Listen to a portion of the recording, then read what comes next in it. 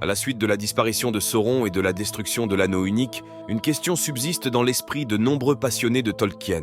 Qu'est-il advenu des orques, ces créatures perverties qui servaient jadis d'armée au Seigneur des Ténèbres? Bien que les livres fournissent quelques indices intrigants, le destin ultime des orques reste enveloppé de mystères. Pour comprendre le destin des orques, nous devons d'abord explorer leur origine.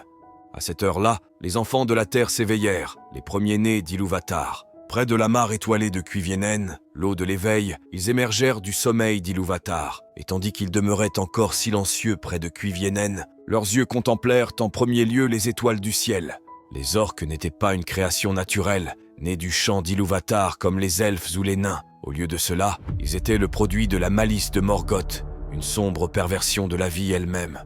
Dans son envie et son désir de dominer, le Vala déchu a capturé des elfes, les premiers-nés d'Ilúvatar, et par la torture et la sorcellerie, les a corrompus pour en faire les premiers orques. Les orques, bien qu'ils descendent des elfes immortels, ont été dépouillés de leur grâce et de leur beauté, transformés en parodies grotesques de leurs anciennes personnes. Ils pouvaient être tués et étaient sujets aux maladies, mais en dehors de ces maux, ils mouraient et n'étaient pas immortels, même selon la manière des Quendi.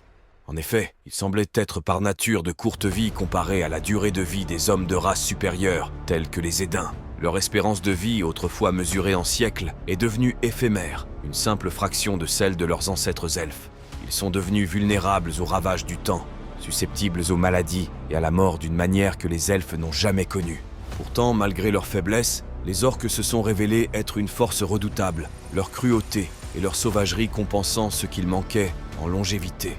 Sous la bannière de Morgoth, puis de Sauron, ils ont marché depuis leur forteresse sombre, semant le chaos et la destruction partout où ils allaient. Pendant des siècles, ils ont été le fléau de la terre du milieu. Mais qu'advint-il de ces misérables créatures lorsque leur maître, Sauron, rencontra son destin ultime? Pour trouver les réponses, nous devons plonger dans les batailles qui ont marqué la fin du règne de Sauron et explorer les indices que Tolkien nous a laissés sur le destin des orques. Entre les murs de Dol Guldur se trouvait une grande armée orque. Penchons-nous sur les paroles de notre ami Haldir. Au milieu, sur une hauteur rocheuse, se dresse Dol Guldur, où longtemps l'ennemi caché avait sa demeure. Nous craignons que maintenant il soit à nouveau habité, et avec une puissance 7 fois plus grande. Alors que la guerre de l'anneau atteignait son apogée, les orques se trouvèrent du côté perdant de l'histoire. Dans les batailles qui faisaient rage à travers la terre du milieu, des bois dorés de Lothlórien aux cavernes profondes de la Moria, les forces des ténèbres subissaient défaite après défaite. Au gouffre de Helm, la grande forteresse du Rohan, les orques de Saruman se sont écrasés contre les murs de la forteresse comme une marée noire, pour être repoussés par les défenseurs valeureux et l'arrivée inattendue de Gandalf et des cavaliers d'Éomer. Les orques ont également rencontré un destin terrible en attaquant Dale. À Lothlórien, les orques de Dol Guldur ont osé s'aventurer dans le royaume de Galadriel et ont rencontré un ennemi au-delà de leurs prévisions. Des archers d'une compétence inégalée, la puissance de l'anneau elfique Nenya. Les orques ont fui en désordre, leur rang décimé par la précision mortelle des Galadrim. Même en Moria, où les orques avaient longtemps régné, leur domination a été contestée par la communauté de l'anneau. Bien que Gandalf soit tombé en combattant le Balrog, les orques n'ont pas pu empêcher la fuite de la communauté. Cependant, c'est en Mordor, le cœur même du domaine de Sauron, que les orques ont affronté leur plus grande catastrophe. Alors que Frodon et Sam peinaient à atteindre le mont du destin, les armées de l'Ouest marchaient sur la Porte Noire, attirant l'œil de Sauron et le gros de ses forces.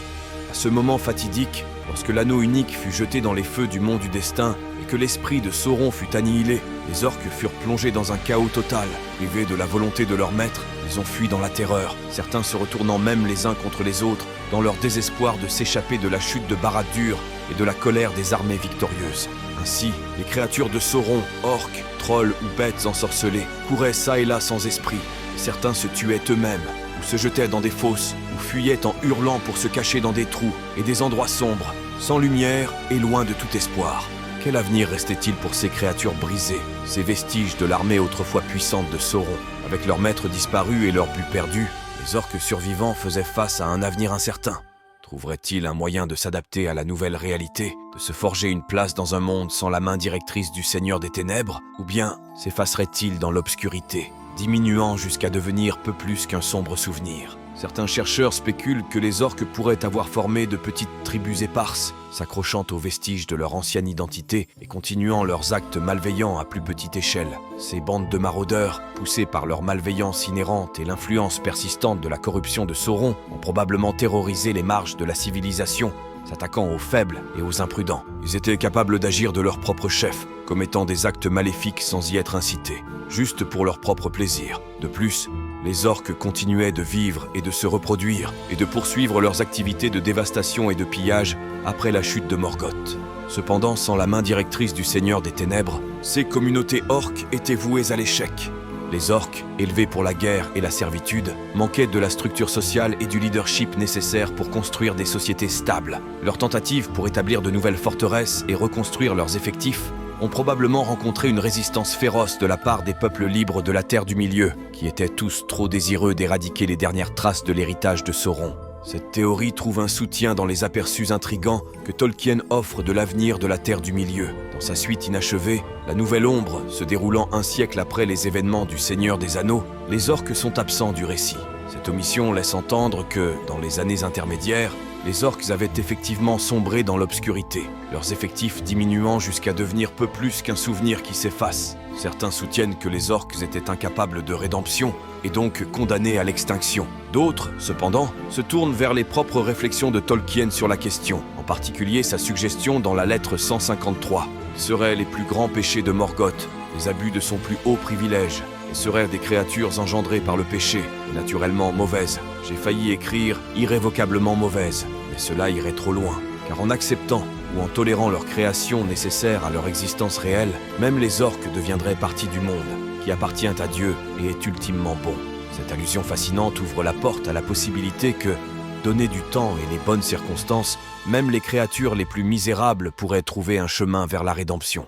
Un dialogue entre deux orques appuie cette théorie. J'aimerais essayer un endroit où il n'y en a pas, mais la guerre est en cours maintenant, et quand ce sera fini, les choses seront peut-être plus faciles. « Ça se passe bien, disent-ils. Il paraît, grogna Gorbag. On verra, mais quoi qu'il en soit, si ça se passe bien, il devrait y avoir beaucoup plus d'espace. Qu'en dis-tu? Si on en a l'occasion, toi et moi, on se faufile et on s'installe quelque part par nous-mêmes, avec quelques gars de confiance.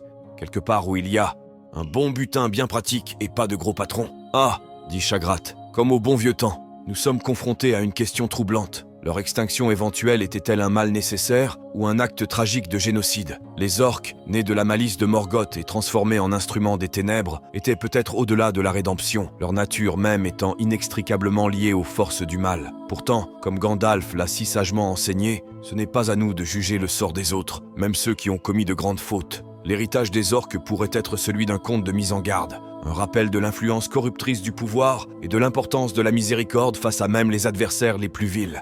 N'oubliez pas de partager vos pensées et théories dans les commentaires ci-dessous. J'apprécie toujours d'entendre vos idées et perspectives. À la prochaine, compagnons voyageurs.